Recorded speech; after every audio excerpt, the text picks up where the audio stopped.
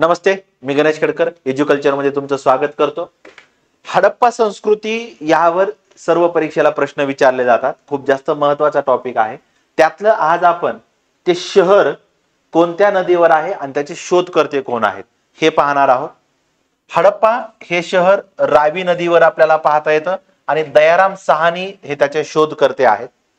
मोहनजोदडो हे सिंधू नदीवरचं शहर आहे आणि राखालदास बॅनर्जी हे त्याचे शोधकर्ते आपल्याला पाहता येतात।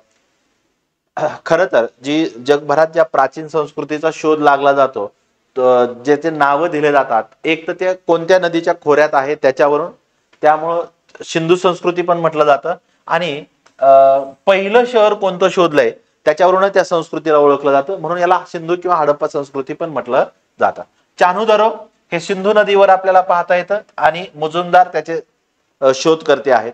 लोथल वारंवार विचारलं जातं, यावर्षी पण चर्चेत आहे। भोगाव नदीवर आहे, रंगनाथराव त्याचे संस्थापक मानले जातात, शोधकर्ते मानले जातात। कालीबंगन हे गग्गर नदीच्या किनाऱ्यावर आहे, अमलानंद घोष त्याचे शोधकर्ते मानले जातात। बानवली गग्गरच्या नदीच्या किनाऱ्यावर आहे, RS बीस त्याचे शोधकर्ते आहेत।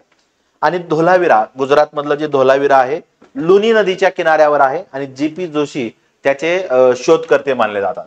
आता जनरली तुम्हाला एक तर नदी शहर ते नदी असंही विचारलं जाऊ शकतं किंवा शहर आणि शोधकर्ते जास्त कॉमन विचारण्याचा प्रकार हा आहे।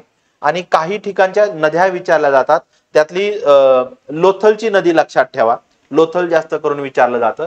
आणि हडप्पा हे रावी नदीच्या किनाऱ्यावर आहे। आपल्याला सरळ वाटतं की सिंधू नदी आहे, पण हडप्पाची रावी नदी आहे। थँक्यू।